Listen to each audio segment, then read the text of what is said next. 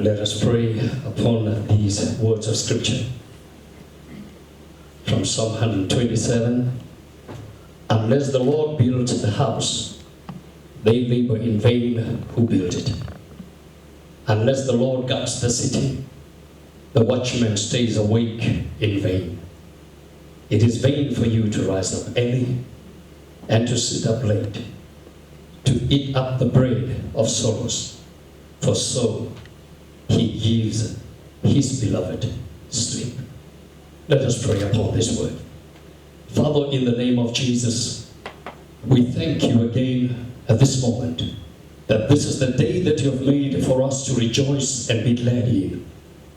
We submit your appointed program today of the inaugural lecture of your son and servant, Professor Emmanuel Mcqwashu.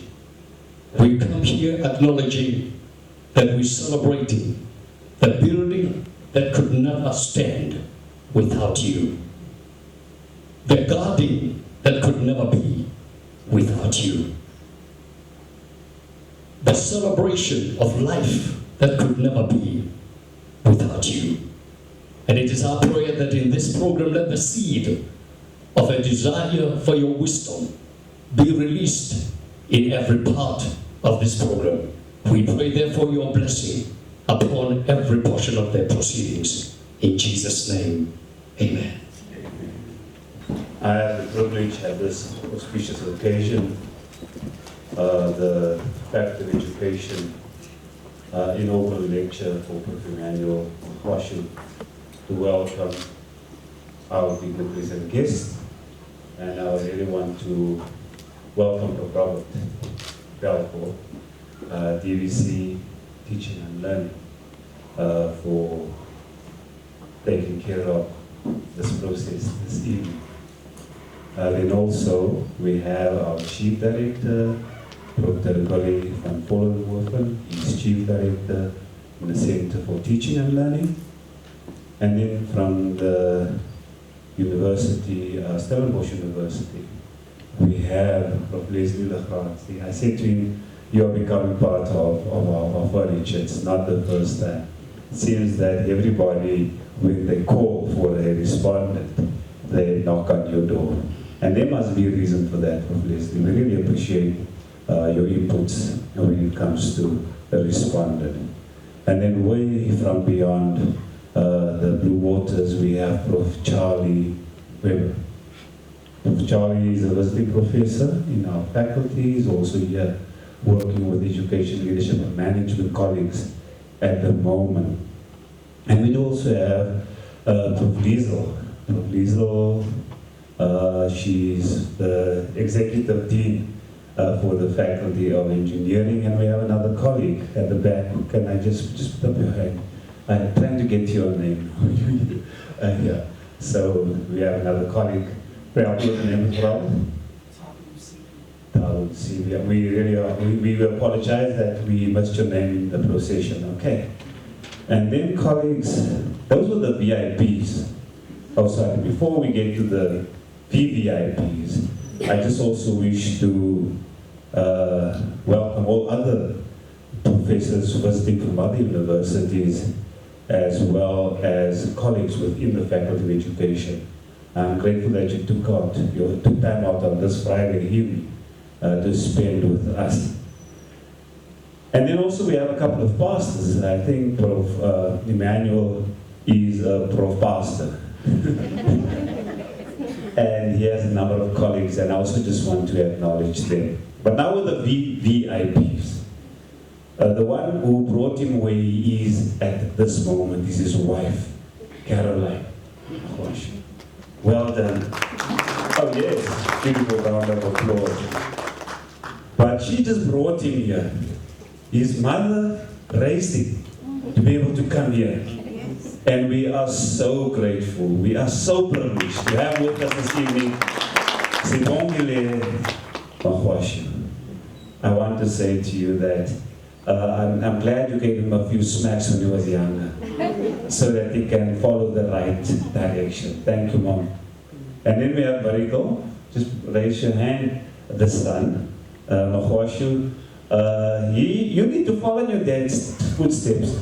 Large shoes, but you can do it. You actually will do better than you, promise me. And then also, better than you, we have the daughter, Londiwe. There we go.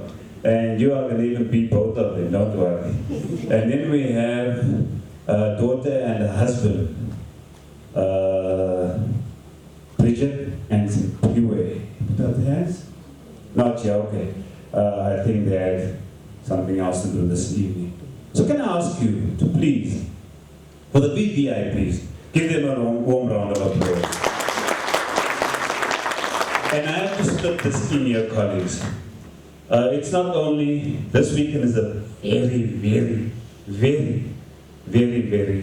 50 times very important occasion. Because Prof Mcqwashu turns 50 on Sunday, am I right? We want to wish you happy birthday. May God bless you, and may He keep you on the trajectory where you are at. Thank you, colleagues. Over to Prof.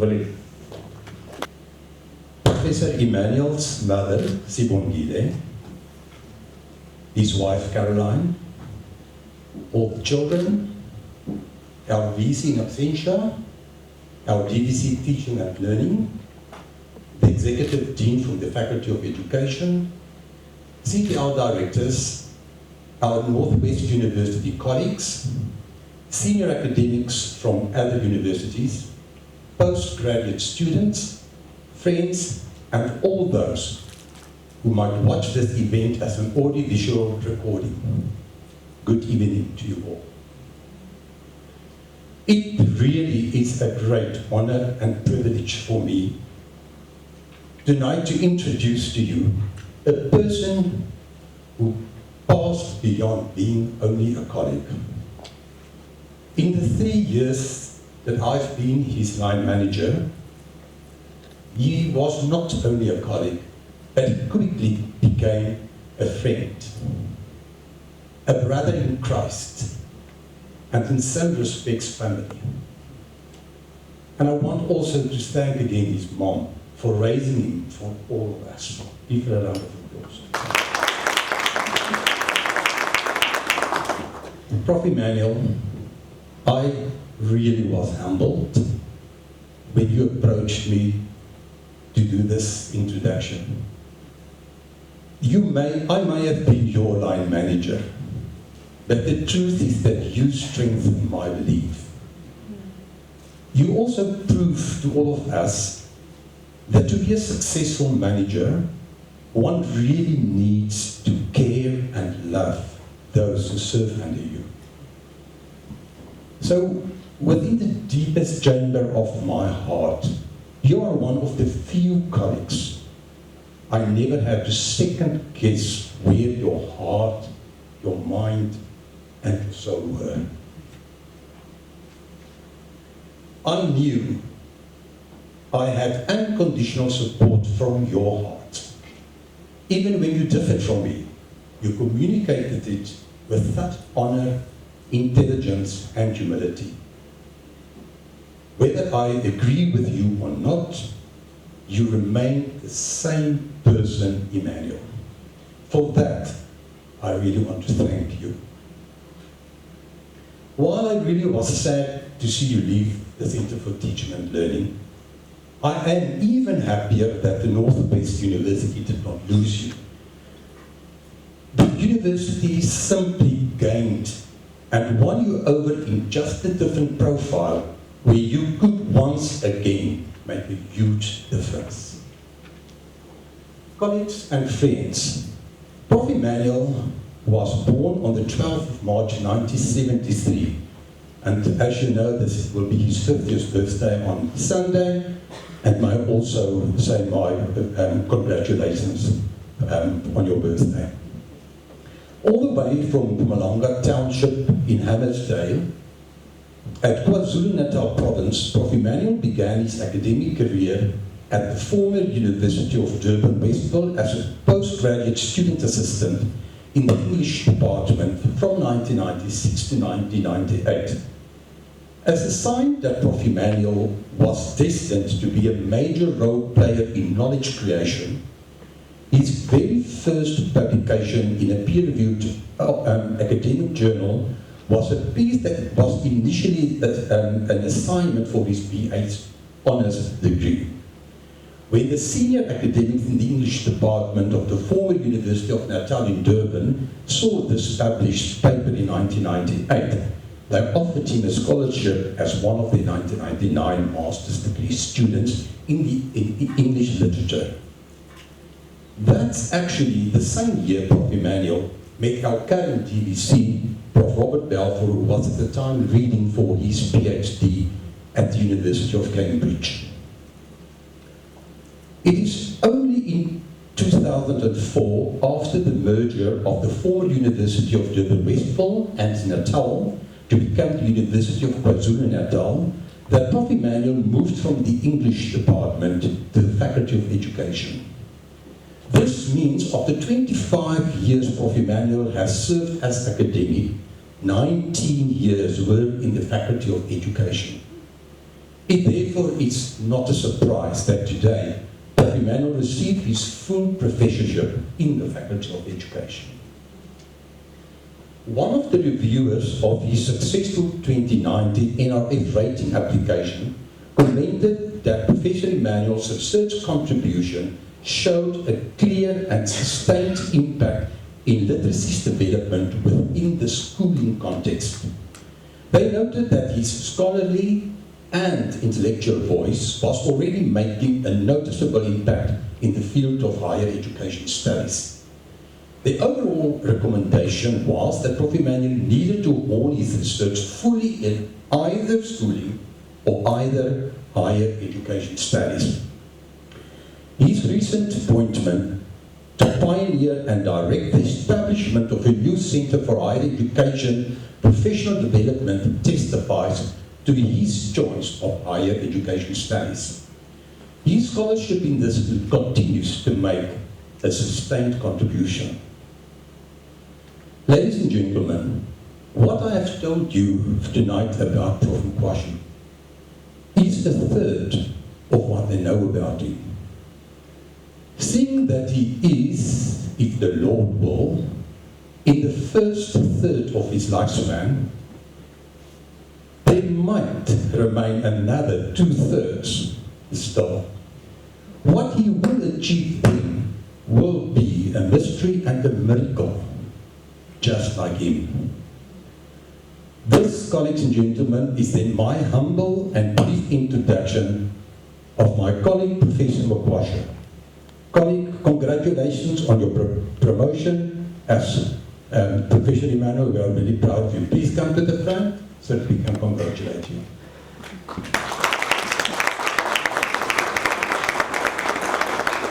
So this is the moment Prof. Emmanuel has been dreaming about. The time when we're going to Roby and confer. Well, I'm not going to confer.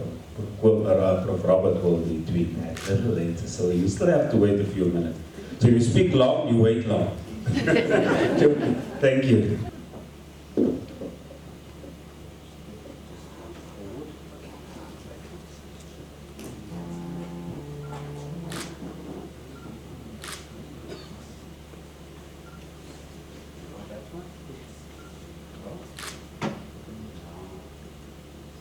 Colleagues, I want you to prepare yourself to give Prof. Emmanuel a very warm round of applause.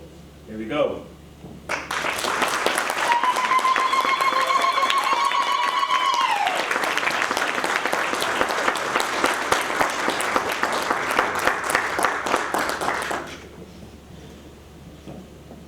And if you listen, Professor Robert Balfour, our Executive Dean, Prof. Lloyd, and all colleagues, protocol observed.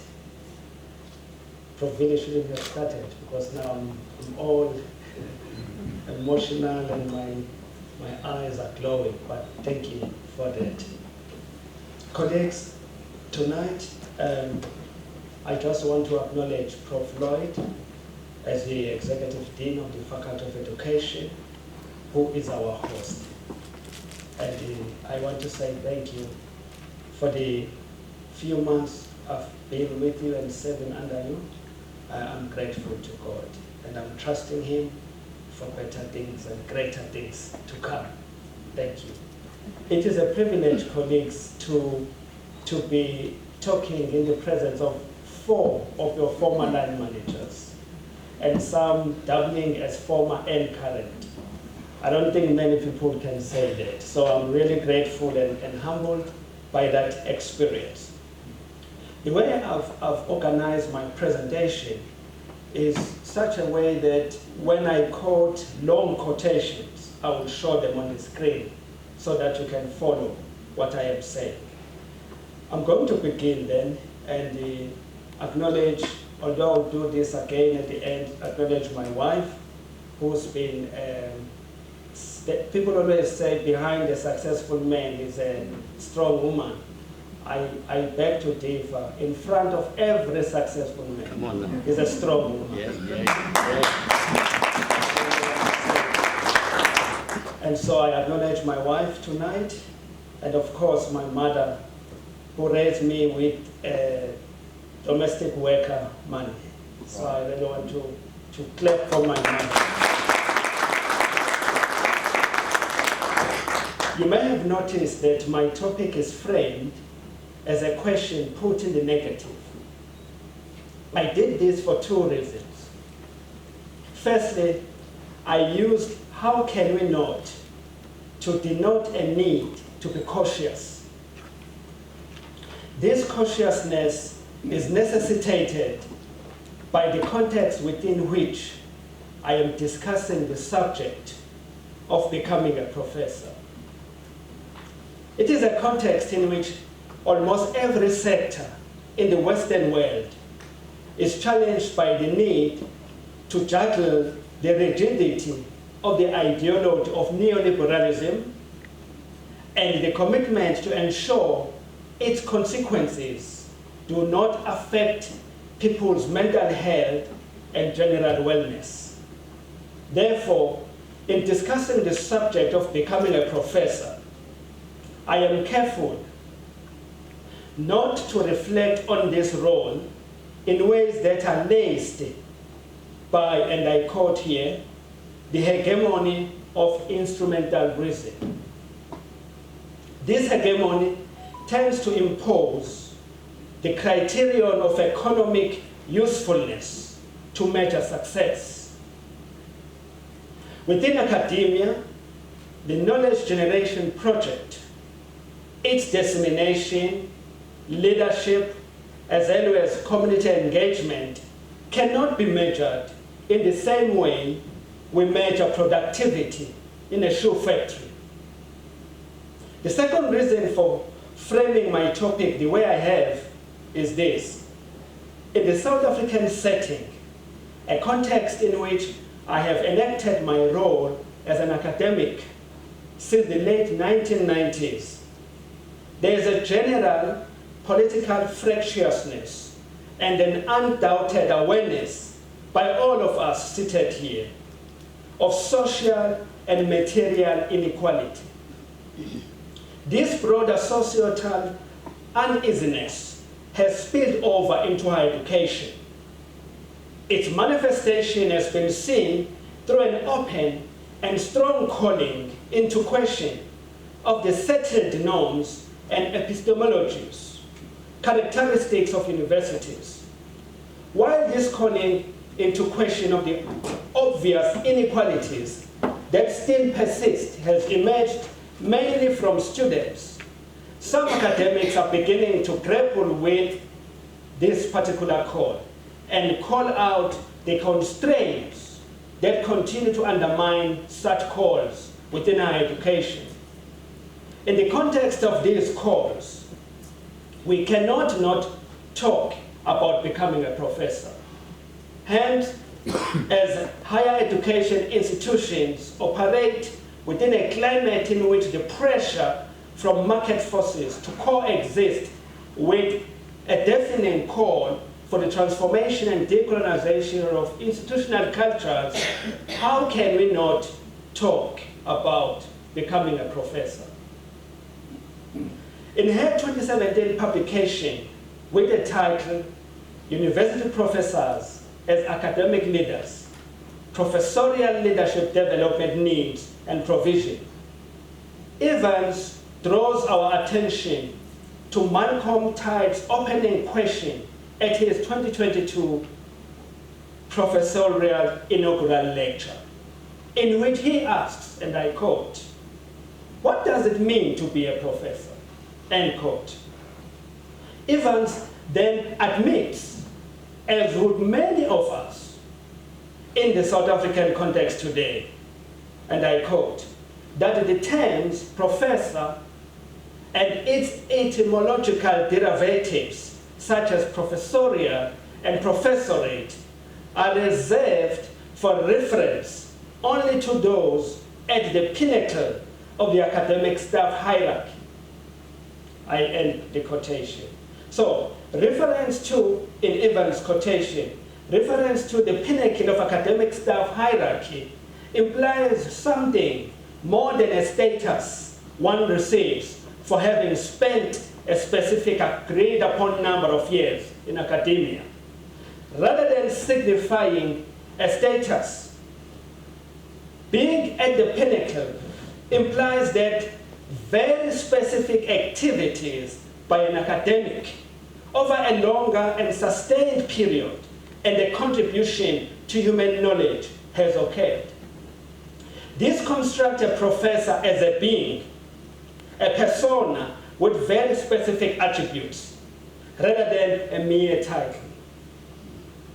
Several questions now emerge. For example, and I quote, what purpose or purposes do or should professors serve? And in particular, what is the basis of their distinction? What makes them stand out? I end that quotation. In the remainder of this lecture, I share possible thoughts in response to these two questions.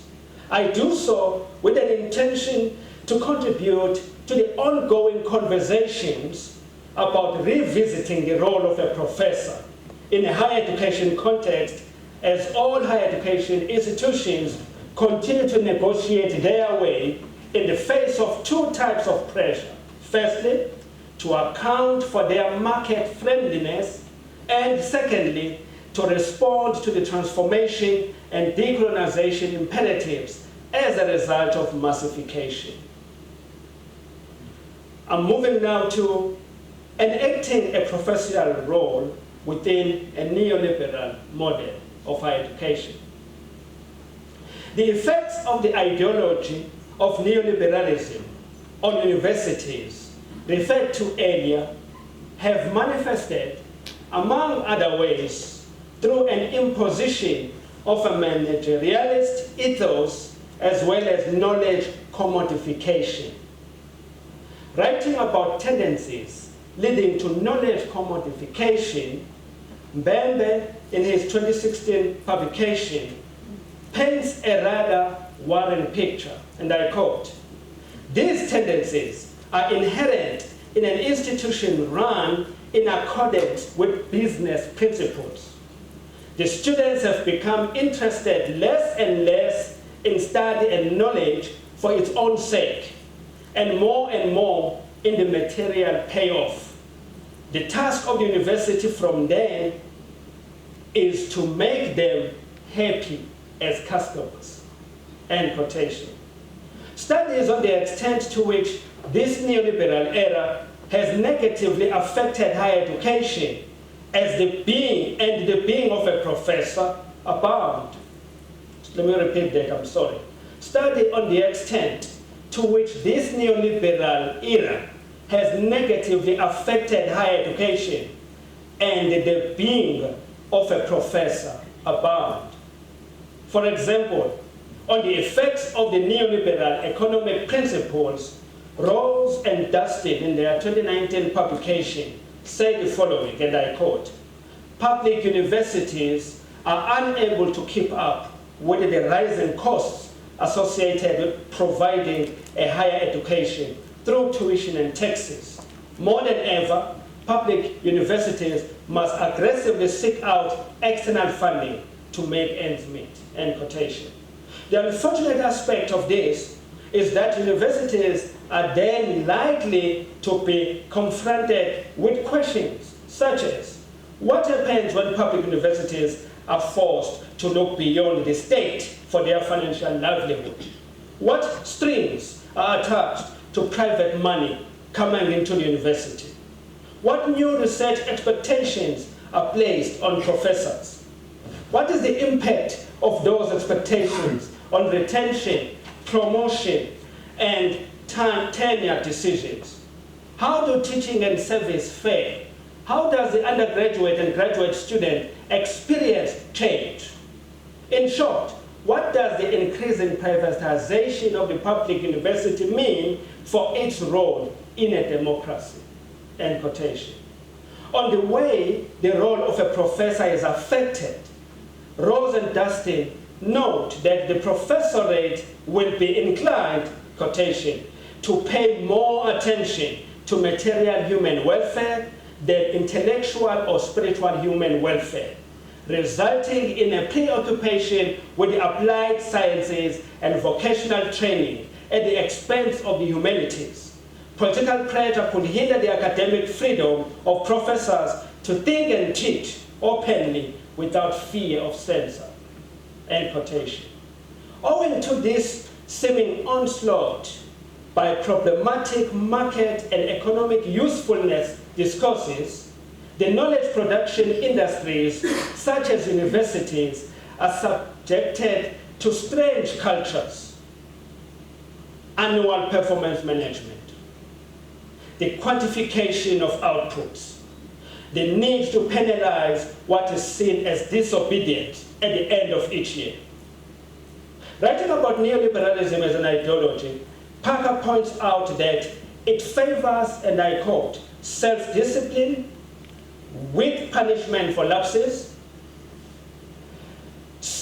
self-reliance, and the accompanying pursuit of self-interest. This value system would make sense if universities were producers of cars, shoes, or sausages, countable items that are easily discernible at the end of each day, each week, each month. The consequences of this value system of neoliberalism, or imposed upon knowledge generation industries by neoliberalism, is that, as Maestri now indicates, and I quote, he says this way, he says, this neoliberal tradition leads to, and I quote, an increasing momentum towards a quantitative, performance-driven indicator mentality. Such a mentality is likely to reduce the finely textured richness of the academic enterprise of universities and its human communities to blend detached numerical scores.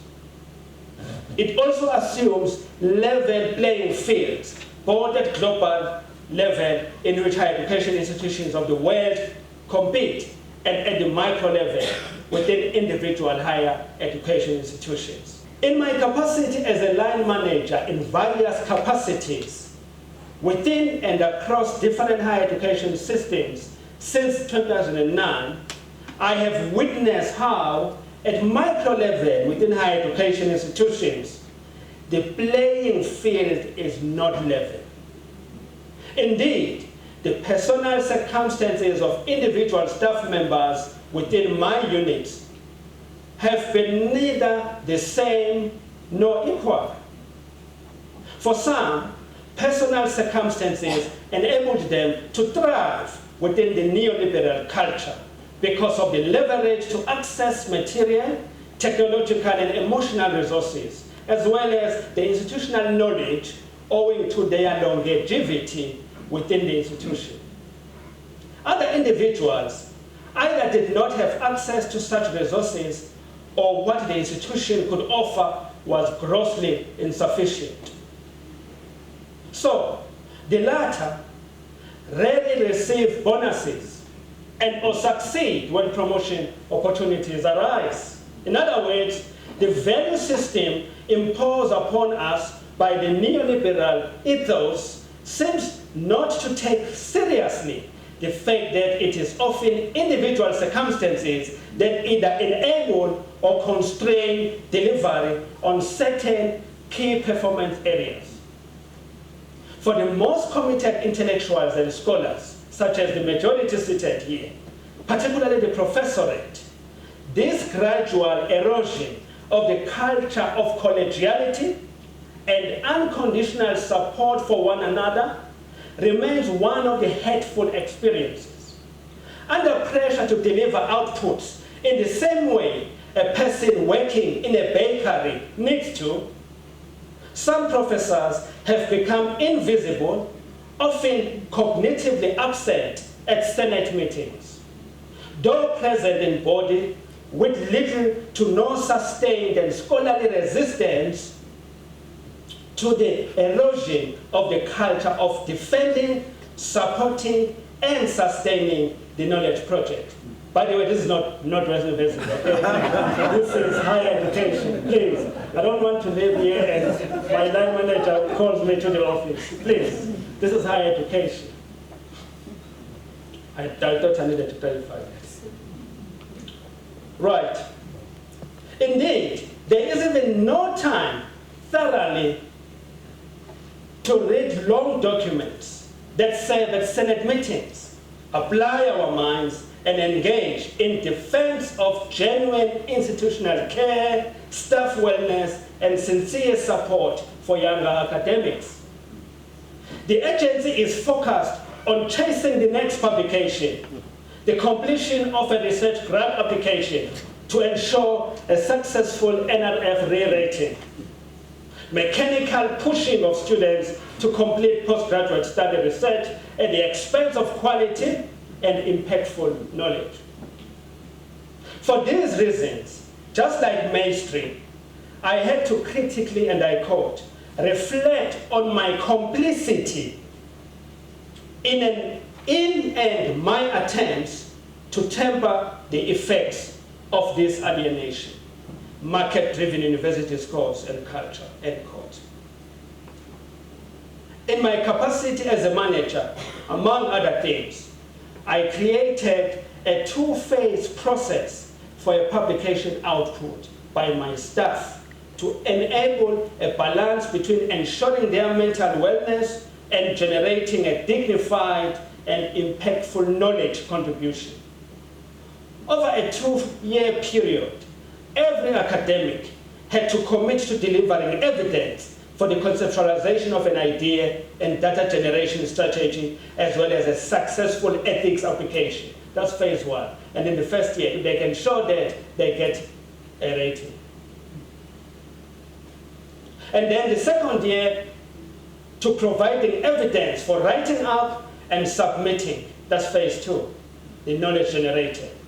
Only in the third year was I expecting an output in the form of a publication with a subsidy generating academic journal. Only the third year. Not every year publish a paper.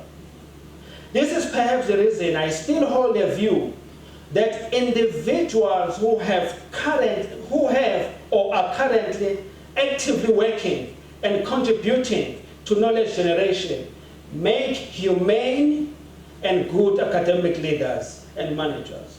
And I must say, I've had a privilege of having managers who have been humane.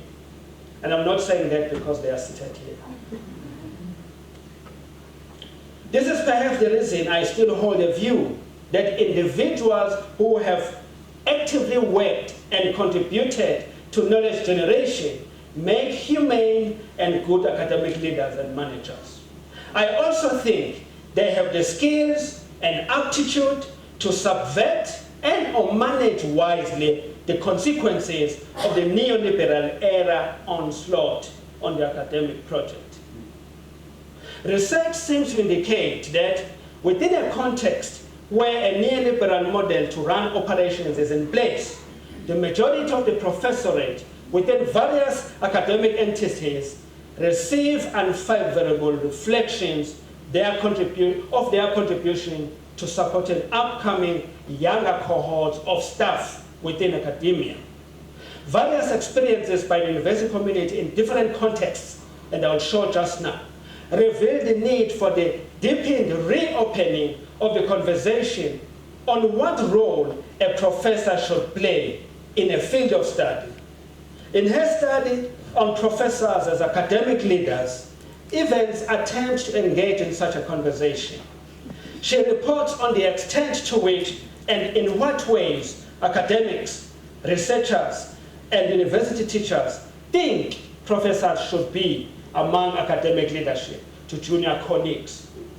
Here are the highlights of some of the responses from her study participants. I quote, one of the staff members says, "The most outstanding professors with which I've worked," and then in brackets, regrettably, the minority, "are those that lead by example through engagement with the discipline.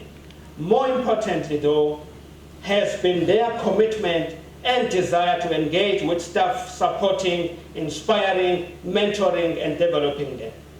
With many others, a professorship seems to have had the opposite effect, leading to non-engagement and protectionism," let me repeat that, "and protectionism of their own research interests and external recognition."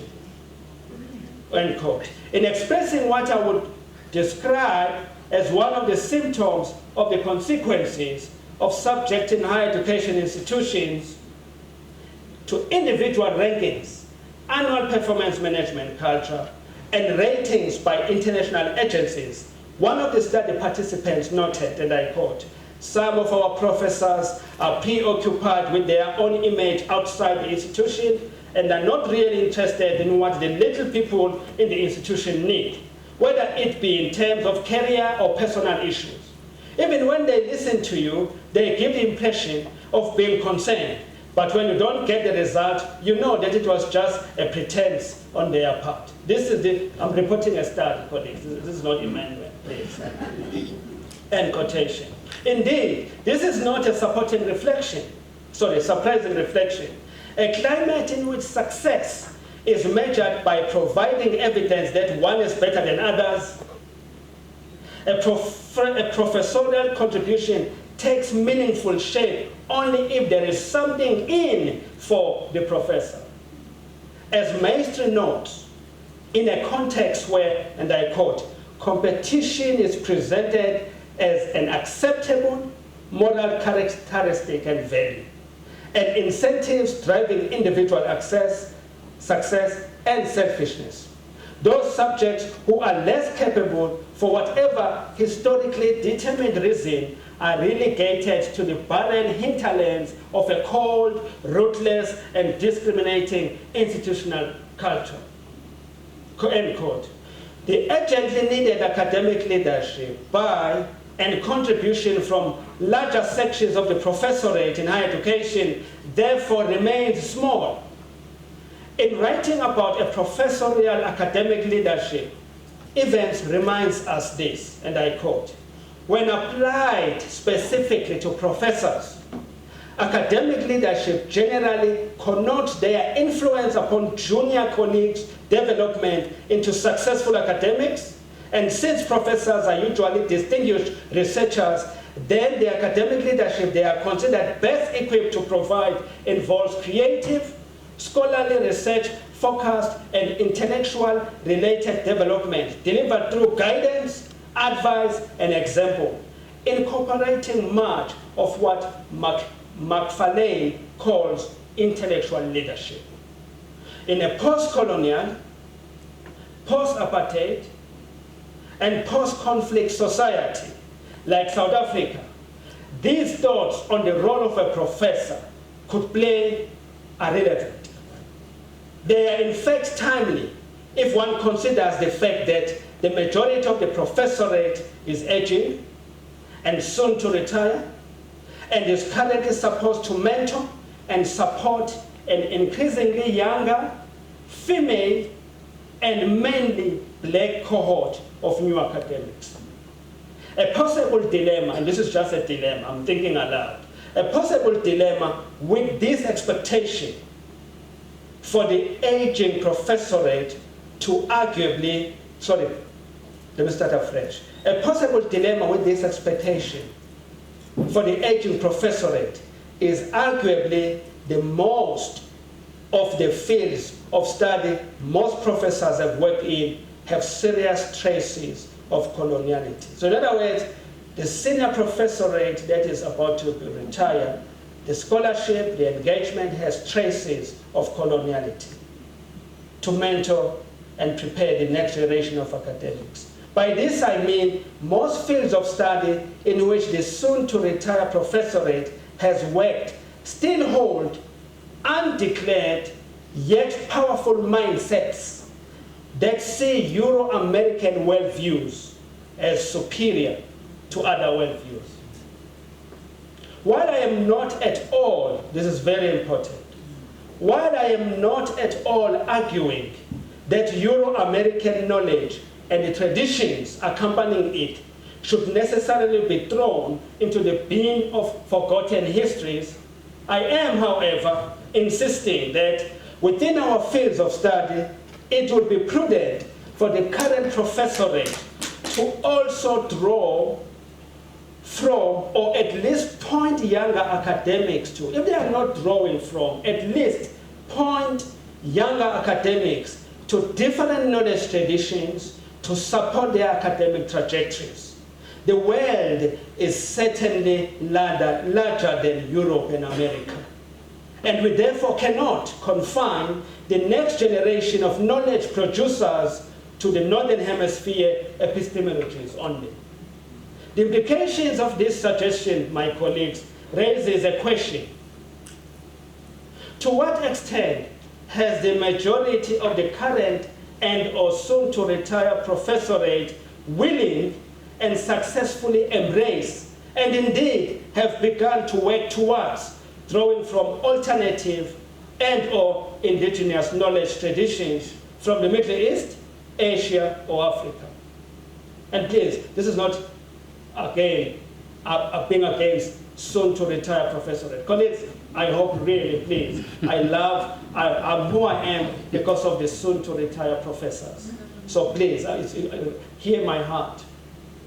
I'm now thinking about the next generation. If the professorate is to mentor and offer academic leadership to a younger cohort of future knowledge producers, how do we ensure that this process necessarily involves a deliberate countering of the colonial, gendered, and racialized and discriminatory perspectives that have characterized various fields for centuries? How do we ensure that? These are important questions if our commitment as a country is to enter the global stage from our own perspective, drawn from long-standing knowledge traditions that have sustained the continent and our country for centuries. Indeed, it is the goal of every nation to enter the global stage as equal role players and partners, not subservient. Within the so-called powerful nations, South Africa is not an exception to this rule, and higher education in general and the professorate in particular has a big role to play in this regard. In the next section, which is the last section, and I'm about to finish, I share some thoughts on the nature of the role a professor could possibly play if the commitment is to contribute to transforming and decolonizing knowledge generation and dissemination to be realized. So now, this is the last section, colleagues. I'm going to be talking about the professorate's role in transforming and decolonizing higher education, and then I'll be done. This should take 5 minutes.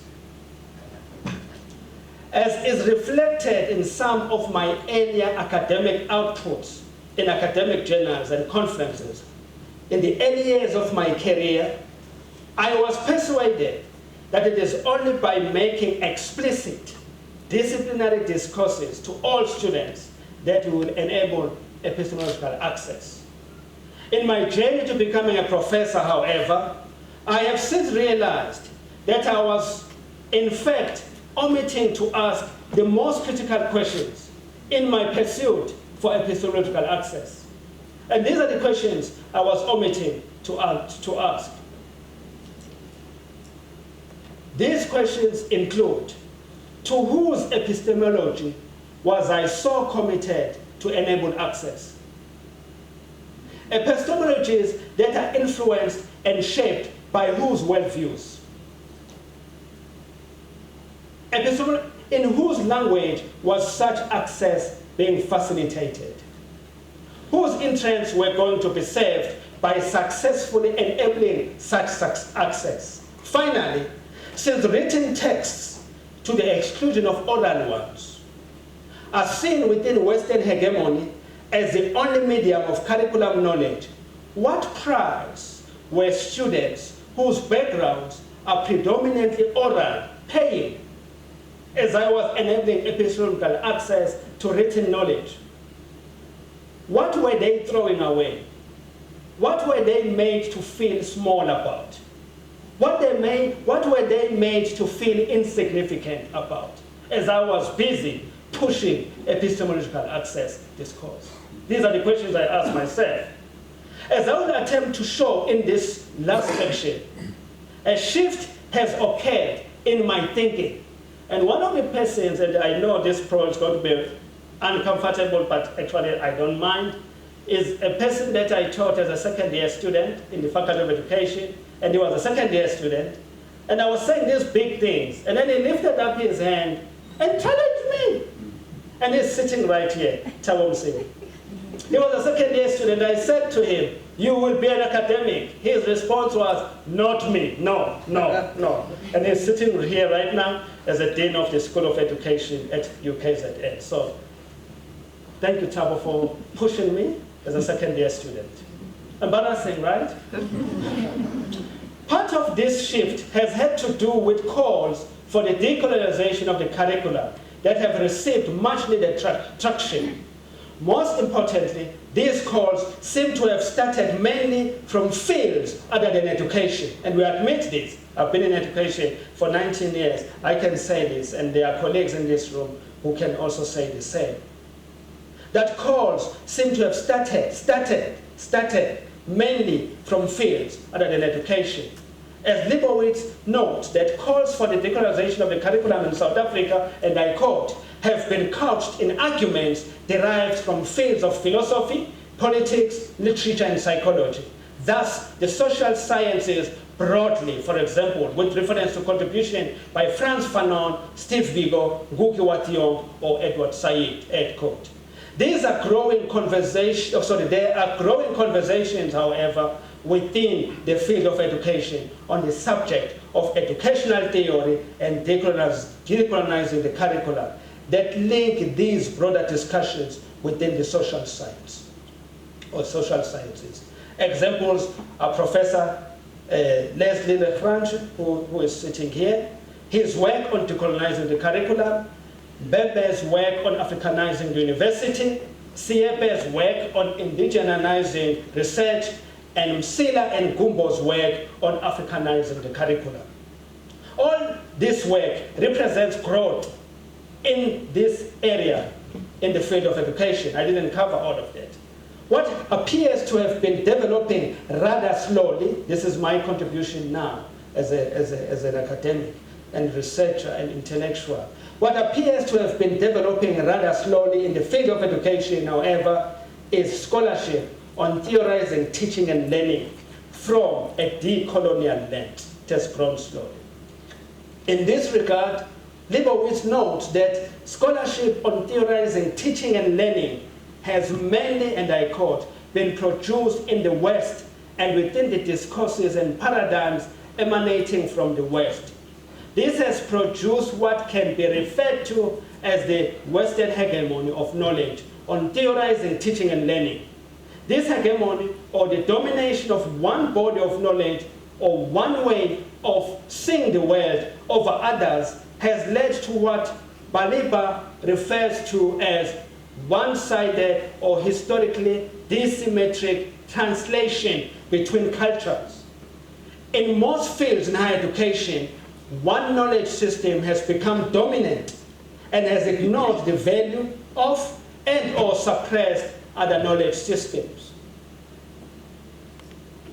The hegemony is sometimes justified or perhaps defended through the globalization rhetoric, which I describe elsewhere in my 2019 publication as a tenet of neoliberal ideology, to which even the self-professed critical thinkers within academia voluntarily surrendered their academic freedom.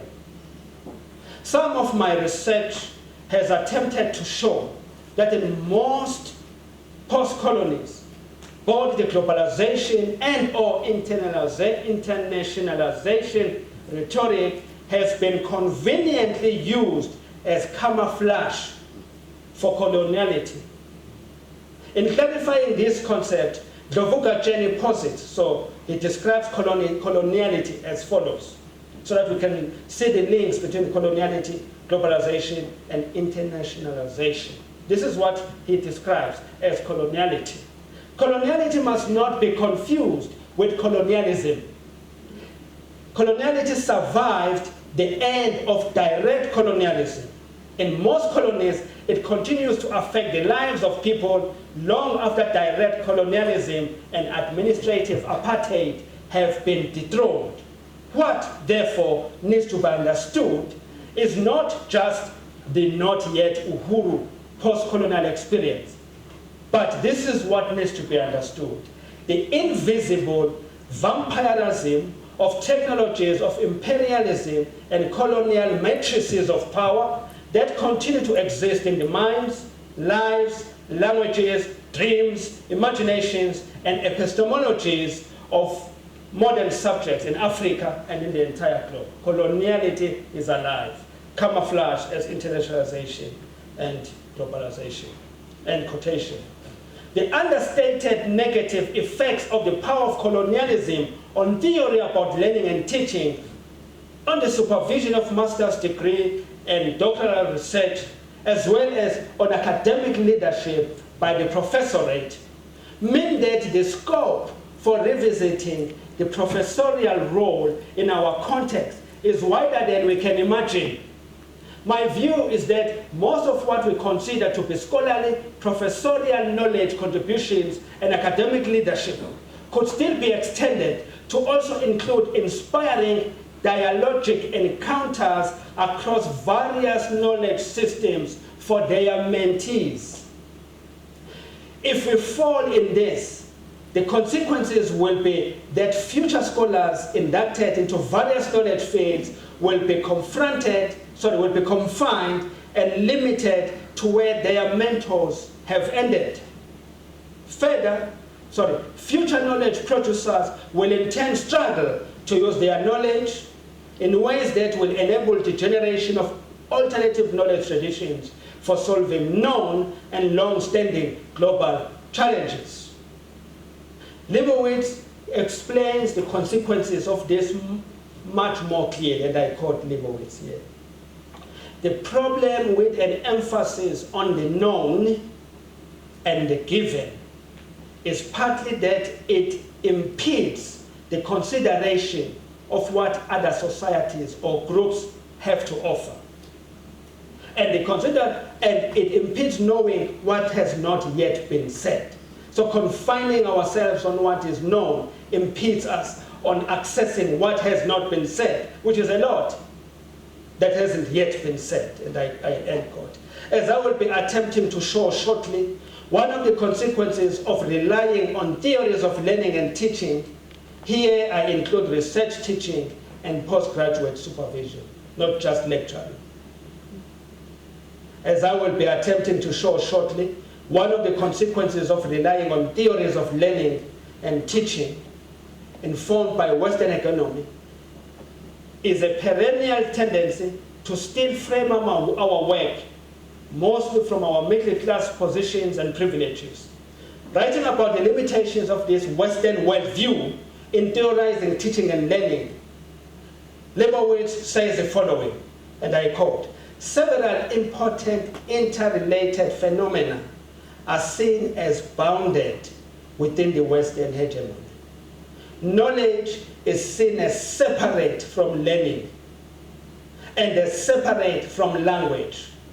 the personal as separate from the social, and the curriculum as separate from pedagogy or teaching and learning. That's the Western hegemony.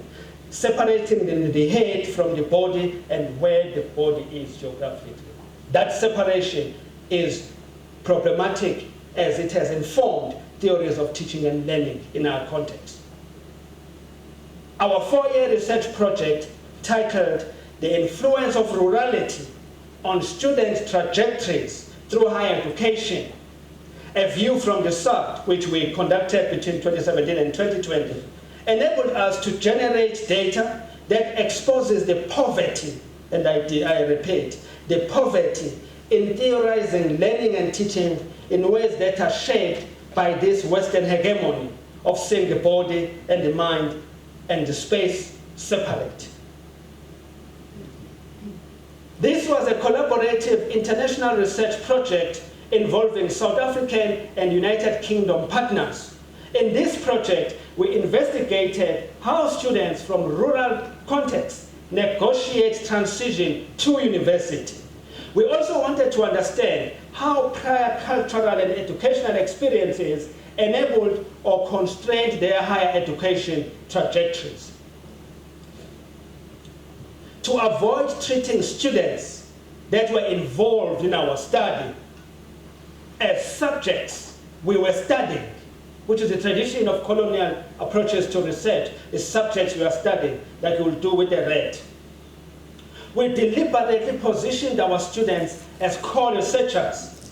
We did this as a way of signaling and indeed acknowledging that who they were, what they knew, and how they learned were aspects that constituted their identities and daily lives. And only they could educate us as professors to understand these dimensions fully. We wanted to learn from and through these students from rural contexts to gain access to alternative ontological orientations and epistemological traditions about which our years of university learning could not educate us. Only they could educate us about how their ontological orientations and their epistemological traditions enabled or constrained their negotiation of their transition to and through the lived spaces of higher education. Only they, not us, even though we are rated professors.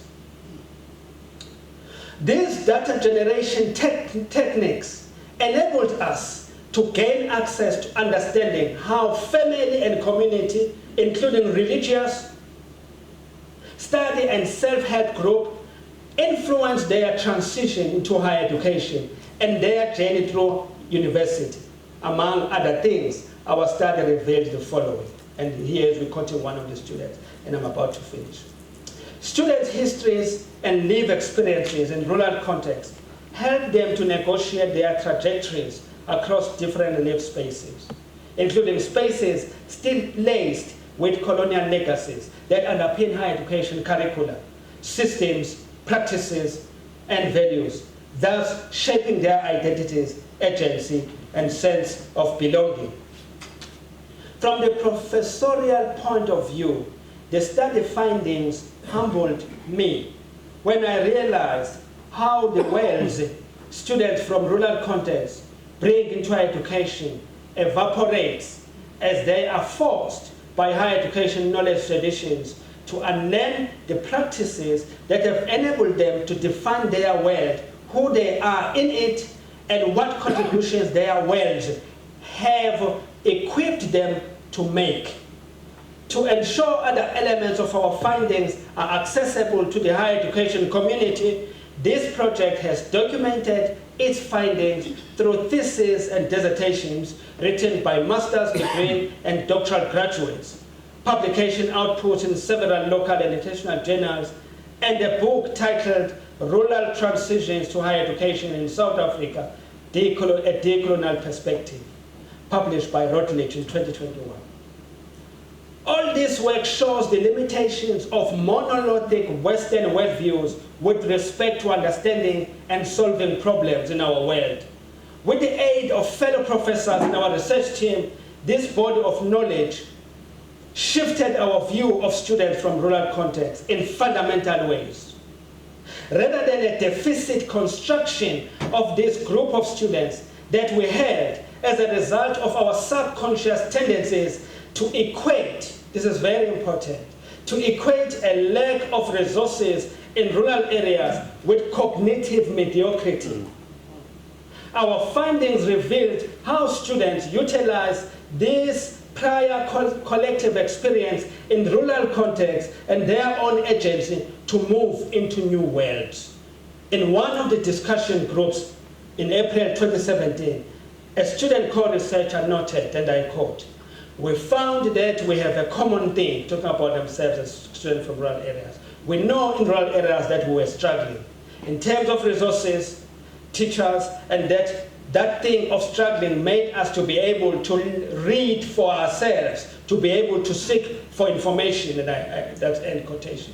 This is an example of how what Western hegemony constructs as a deficit is actually an example of the development of good work ethic upon which to build rather than reject and be silent about. Very important. I continue. It emerged very strongly from student co-researchers' narratives and as part of their daily practices in rural communities. Incidentally, this is a disposition that is necessary to succeed at university. And most universities construct lack of resources as deficit and therefore needing some remediation. Psychologically, positioning these students with an inferiority complex, denying the boldness with which they have grown in the context, using the skills, the concepts that have brought them to being 18-year-olds and above. It seems they only begin to live when they arrive through our doors. It continued to emerge as discussions continued, as another student co-researcher noted, I quote, "You have to do things for yourself in rural areas. I think that's one basic thing about us as children from rural areas. In primary school, children had to clean the classrooms with cow dung, and when it rained, they had to cover the holes with papers." I closed it. Within the higher education context, this good work ethic translates into academic involvement in the form of self-directed learning as well. This is more pronounced in cases where there was an absence of an educator for a particular subject during their schooling, or where they struggled in terms of resources and subjects taught. As I show below, co-researchers found ways to negotiate these challenges and work collectively in a self-directed learning manner, which the neoliberal tradition discourages. This was translated by students into coping with university life, as one of the student co-researchers notes. In grade 12, there was no physical science teacher, so students studied the subject in groups in the evenings. We had to take responsibility for our own learning. Poor quality education, lack of educational resources did not stop us from teaching ourselves. How many amongst us in higher education even have the interest to listen to these stories and use them to modify curricular design, development, pedagogy, and assessment? When students arrive, they get shipped into support entities and continually marked as inferior and needing help. These brief findings from our study, furthermore, reveal, among other things, the poverty implicit in the manner in which a Western worldview on learning and teaching, with its insistence on constructing critical aspects of human life as separate: mind, body, physical location, who is around, out of the window, in the theories that inform teaching and learning in Western hegemony. So all I'm doing now, as I'm about to conclude, are my contributions to scholarship. So these brief findings from our study reveal, among other things, the poverty implicit in the manner in which a Western worldview theorizes on teaching and learning, with its insistence on constructing critical aspects of human life as separate. To suggest that knowledge and its generation are separate from the gender, the race, the social class, the location, the day-to-day, contextual, cultural, and linguistic elements of those generating knowledge is plainly misleading. It is even more embarrassing to accept that this simplistic rationale has continued to shape curricular design, its development, pedagogy, and assessment within formal education. Lebowitz asks, and I believe every pedagogue who still holds a Western worldview on theory of knowledge, knowing, teaching, and learning needs to ask themselves. And here is a question Brenda asks, I quote, what would be the means for students who do not share social worlds within the world where such theory and knowledge have been developed? How will they come to know that knowledge? How will they come to know the knowledge that was developed in a particular geographical context, with particular racial prejudice, with particular worldviews that they do not belong to? How will they know that knowledge? That is where the loophole of my epistemological access evangelism was actually faulty. In another 2019 collaboration research project in which we and colleagues from the SADC region generated data that exposed the limitations of attempts to separate knowledge from the context of its generation and knowers, we intended to contribute in this particular way of 2019. We intended to contribute to efforts to shift the paradigms of reason on matters concerning social justice and higher education, namely repositioning the focus from the global north by concentrating instead on the lesser discussed region, Southern Africa. In doing so, we highlighted the value of the use of drawings, or as known in participatory research literature, participatory learning and action, techniques in place-based geographic research, which we argue fits within the band of socially just and decolonizing research methods, end quote. The name of this research project was called Decolonizing Research, the Use of Drawings to Facilitate Place-Based Biographic Research in Southern Africa. And this is the title of our project. In this work, we use our findings to suggest concrete strategies to resist the blatant denial of the embeddedness and contextuality of coming to know. Blatant denial of the embeddedness and contextuality of coming to know. We wanted to expose that in this project. It involved hearing the stories of the 5 senior academics through pictures depicting their way of looking at their educational journeys through their own eyes rather than through the eyes of another person, thus bringing to the fore their own experiences and own interpretations. This approach has also been taken up in South African context by, among others, Lebowitz, Swartz, Bozalek, and others. They all drew from the work of learning and emotion, a scholarship of learning or scholarship that relates emotion and learning. They drew from this work. This work, and I quote, stresses that learning is not only cognitive.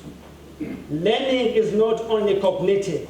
It is active and affective and experiential.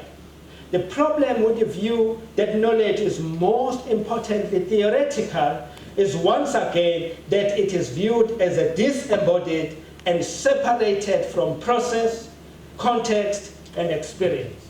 End quotation. I was introduced to, this is the second last page. I'm serious, I'm really serious, cross my heart. Second last page, which means 3 pages. I hope I'm right by saying that.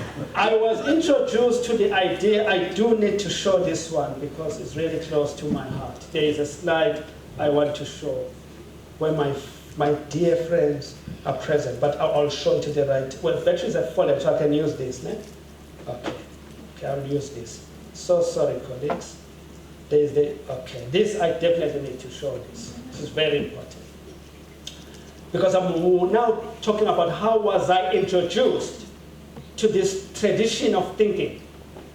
I was introduced to the idea of learning as active and affective and experiential at undergraduate level by Professor Michael Anthony Samuel.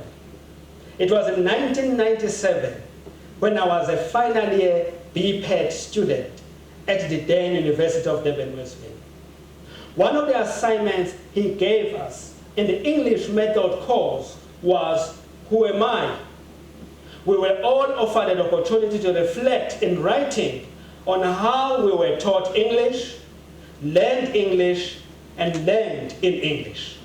Not only did the assignment convey a message to a young person from a working class background that my experiences were valued at university, but also that my life, a young black township boy raised by a domestic worker in a rural context and in the black township, and within a schooling that is grossly under-resourced, those experiences were in fact great ingredients for making a great English teacher.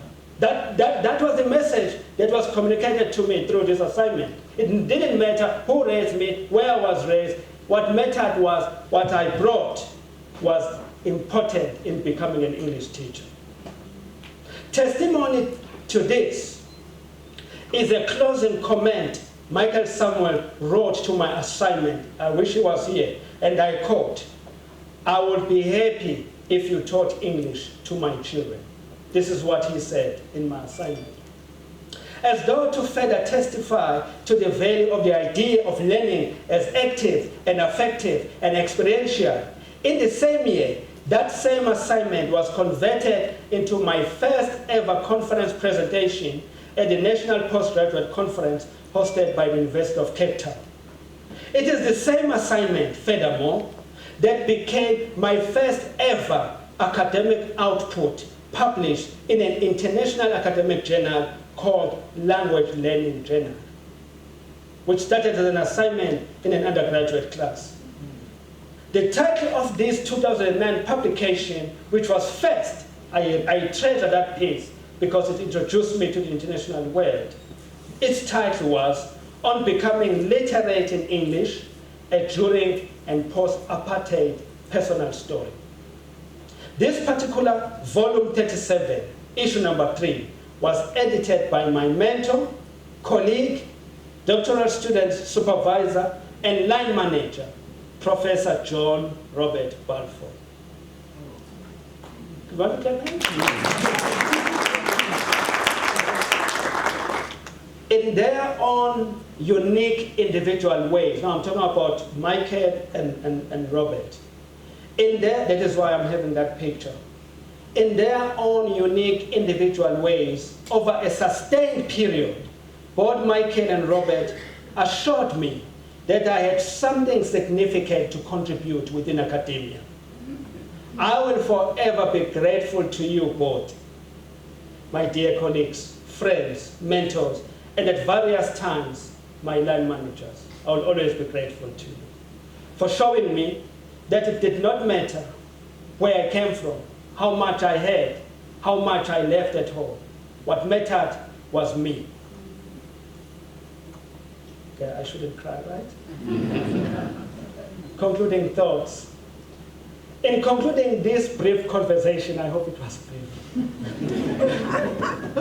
In concluding this brief conversation on my journey as an academic since 1997, I have attempted to reflect on the impact of the neoliberal ideology on the professorial role. I also indicated possible theoretical and conceptual tools I have used over the years to escape the trappings of Western hegemony in my teaching and learning, postgraduate supervision, as well as leadership and management. In all this, I have attempted to reveal the theoretical and conceptual conditions that have continued to favor the elite and disadvantage the majority of university students. Overall, the message from this conversation, my colleagues, is that all post-colonial contexts need a professorate that will consciously, deliberately, and willingly free themselves and those they mentor from the discourses that normalize the supremacy and infallibility of Western worldview. In other words, Euro-American cultures, ideas, worldviews, and definitions of truth. I am not, as I said earlier on, saying we must put Euro-American knowledge in the dustbin of forgotten histories. Rather, I am saying it is a professorate that will consciously enable their mentees to critically reflect on and be reflexive in the way they engage in the knowledge generation project. For all of us operating at professorial level and who are committed to contributing meaningfully to the transformation and decolonisation of higher education, we may need to take Santos's advice very seriously. And this is his advice, and this is my last words. In order to identify what is missing and why, we must rely on a form of knowledge that does not reduce reality to what exists. I mean a form of knowledge that aspires to an expanded conception of realism that includes suppressed, silenced, or marginalized realities, as well as emergent and imagined realities. So, thank you very much, colleagues. Thank you for the opportunity.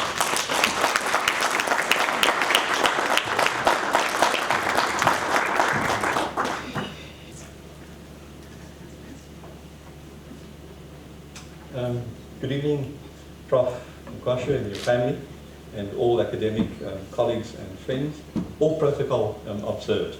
I believe that it's going to be load shedding in 5 minutes' time. So we'll have to probably take a break and then come back if I'm not done. So Prof. Mcqwashu has shared a great deal, and there's lots for us to think about, and I almost want to invoke Wittgenstein and say that I'll pass this over in silence, but you're probably expecting me to say something. So the way I read what Emmanuel has done is to talk about what it is to become a professor in the context of the neoliberal university, as well as with the call to decolonize the university. And then also, so it's a theoretical exploration, but in a sense also about his journey. And he's becoming professor in those particular contexts, both through the research he's conducted, as well as pedagogical work that he's engaged with students. So, Professor Mcqwashu is correct to say that that with neoliberalism, the university increasingly is becoming privatized. But I think Benjamin Moyes is correct to say that we often don't understand the grammar of neoliberalism. That what neoliberalism is about is to actually redefine the role of the state, so that the market actually redefines the role of the state. So it's not only that this, so the state provides, its role to provide gets eroded, and it becomes a regulator, and it plays the role of monitoring. And we can see the effect of that on the university itself, because we are aware of the ubiquity of regulation in the contemporary university. So it's both the fact that the university is not providing, and in this particular year, the higher education budget, or the budget to universities, has only increased by 0.9%. But it's also the role of regulator and this role of monitoring that the state actually plays. I also want to say that neoliberalism is hegemonic, but, and the neoliberal university is, but it's not impervious to penetration and change.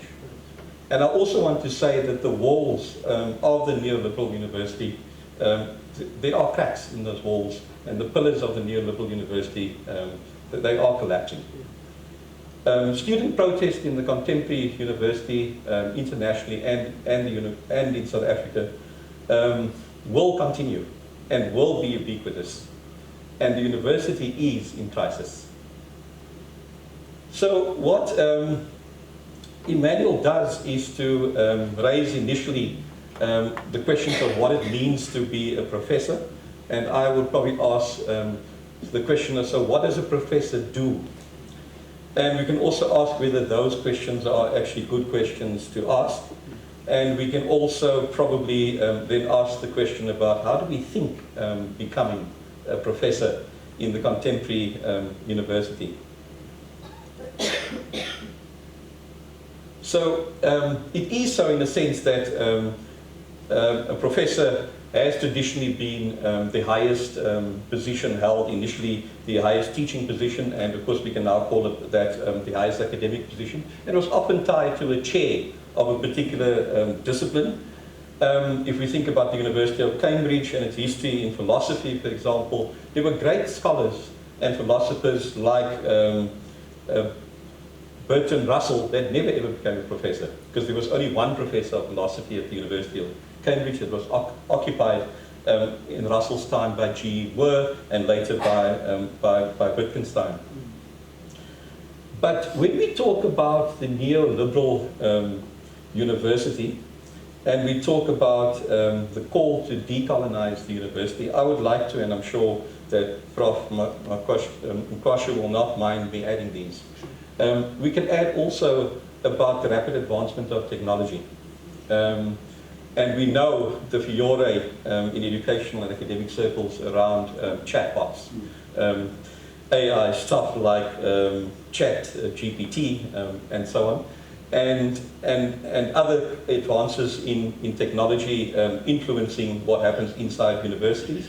And we can also talk about the fact that the planet is on the threshold of ecological disaster. Now, all of those things could actually mean the death of a professor, isn't it? So if we think about the neo-liberal university, and I only talk about formativity regimes connected to the neoliberal university, has resulted in all kinds of fabrications, gaming by academics, the erosion of the professional identity of academics, the erosion of the soul, professional soul of the academic. And what is now become important is actually metric adequacy. So it's not the intellectual prowess or the humanity of the academic, but whether the academic is metrically adequate, often linked to textbook exercises of how people get promoted in the system and become academics. If the professor is a product of coloniality, if it is so that we breathe coloniality daily, then doesn't decoloniality mean the death of the professor? I'm just asking the question. Does technology and its advancement actually mean the death of the professor?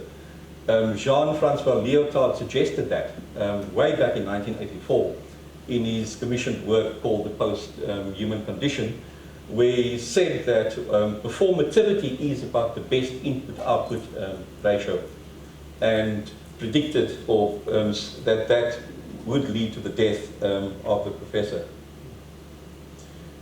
If we can't think anymore about the human as being an isolated individual, the product of human enlightenment, given the challenges of the post-human condition, then can we still talk about the professor, or a professor, or do we need to rethink that? So those are just questions that I'm asking. Now, I think that Prof. Mcqwashu will probably say no to that, because he suggests in his own work that there are ways of navigating resisting, subverting the challenges of all of what I mentioned. And so he doesn't use these words, but I'm going to suggest that what he's saying to us is the need for both slow pedagogy and slow science, or slow research, in the examples that he actually provided. Now, there is, of course, a slow movement that started with a slow food movement leading to slow science, and people have written about the slow professor. And so the slow pedagogy of engaging with students that Gordon Byrne talks about leads to what we call beauty, because slowness is actually pointless and formless, not that it doesn't have a point or that it doesn't have any form. So it's an engagement with sexual caressing that one does with students. And then, of course, slow science. I do recall that you were talking about slow writing and slow publications that people like Jasmine Ulmer has actually written about in her work on slow ontology. So that's a particular lens through which I'm suggesting, Emmanuel, that you are seeing ways of navigating, that there are particular lines of flight.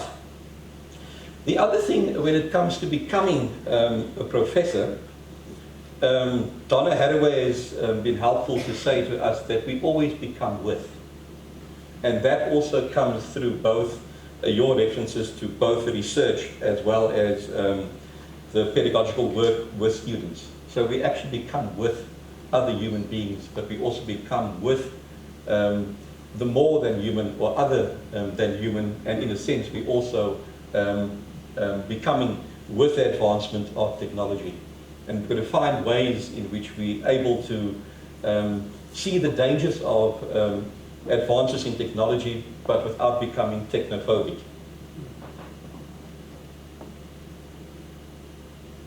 So I want to just perhaps close, and maybe before the load shedding, by saying a few things about what we might want to think about sort of going forward.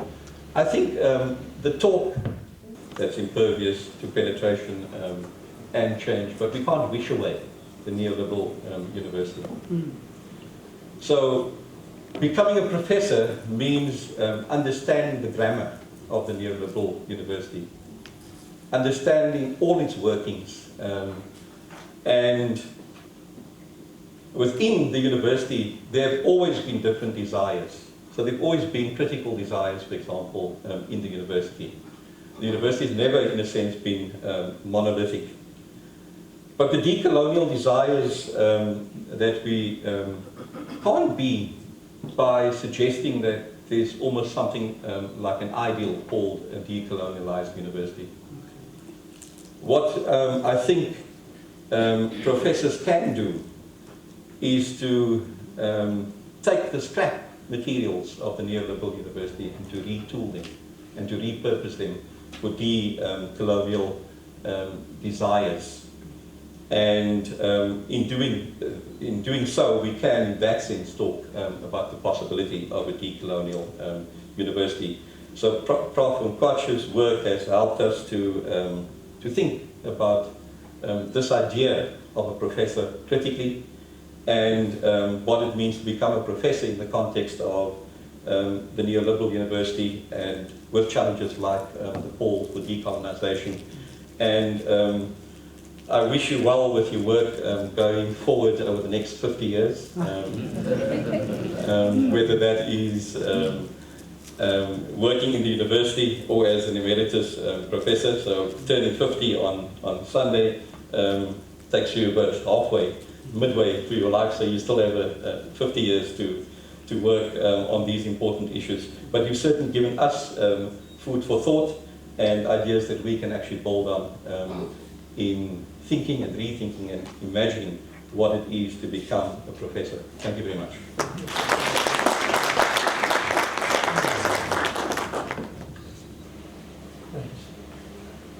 Prof. Emmanuel, could you please come up?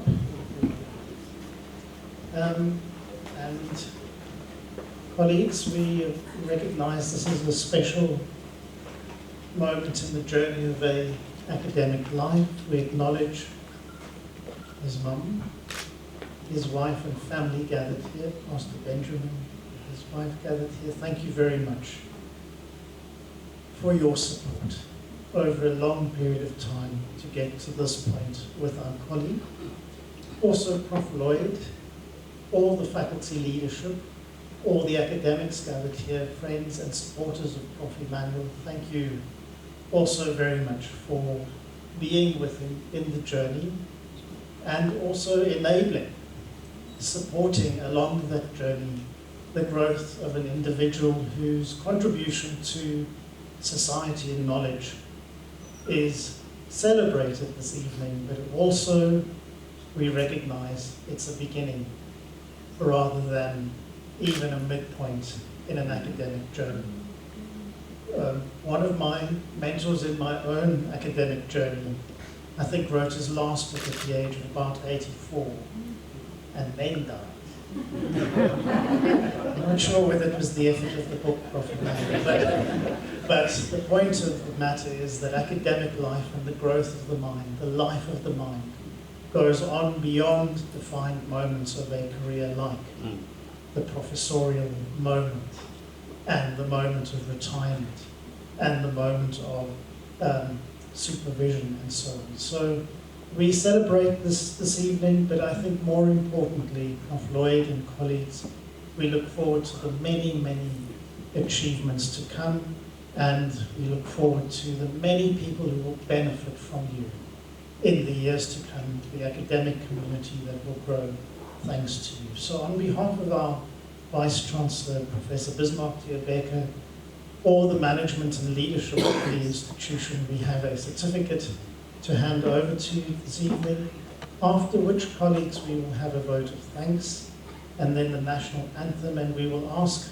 Caroline and Prof. Emmanuel to lead the procession out of the room so that everybody can have an opportunity to congratulate you as they exit. So no one can leave except via one door, and Emmanuel and Caroline will be there to wish us on that procession out.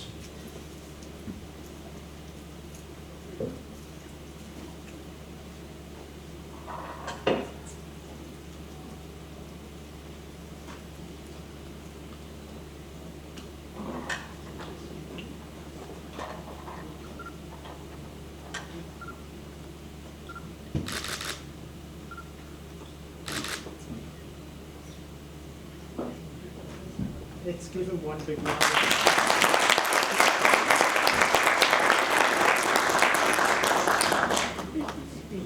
This is a time for vote of thanks.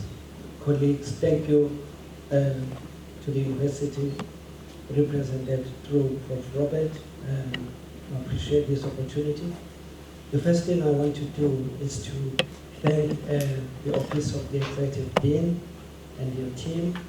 I wish the slides were showing you, you would have seen the slide that I've prepared with their pictures.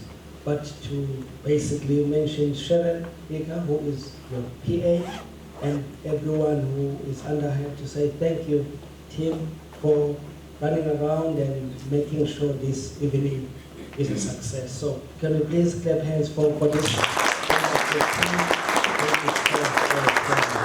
Thank you, Prof. Lloyd, for your office. I also want to thank Prof. Leslie Legrand. Somebody, when they heard you were going to be a respondent, they said to me, "Are you out of your mind?" and then I asked, "What do you mean?" Well, a lot of things that you can, it's only your imagination, I won't say what. But I have no regrets. You have enabled me to think more. And every time an academic speaks, all we think about is the next paper, or is the next research, or is the next topic for a master's student. You've given me at least 3. Thank you for that. Thank you. So can we clap hands for yes. And I also want to thank everyone who has set aside time. It's Friday afternoon. We all could be doing other things than listening to this long speech. So I really want to say to you, I don't take lightly that you sacrifice your families and your time to be here. So thank you to you. Thank you very much. God bless you. And I will certainly end my thanks to my wife, because I cannot not mention that when I was doing my doctorate, I was in Sydney, in Australia, and there was fire in our home. And she never told me while I was in Australia.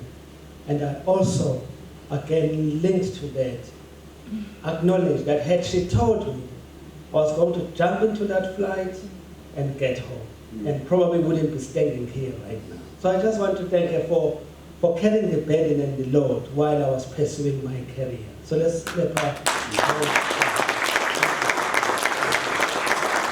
And all of this as we go now, this is not another long speech, please, but all of this would not be possible if there is no spiritual covering.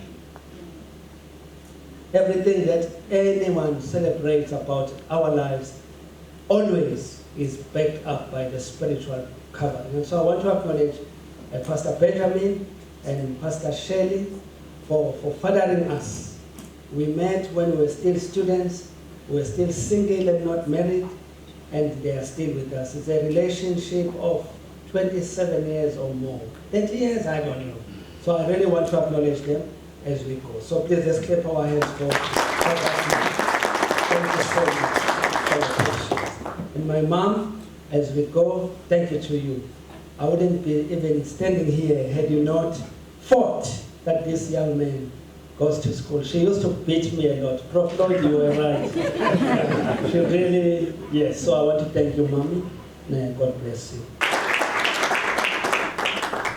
Sigeleli Africa, maluwani supolowayo, izo imitandazo yetu, osi sigela, tina lusapolwayo.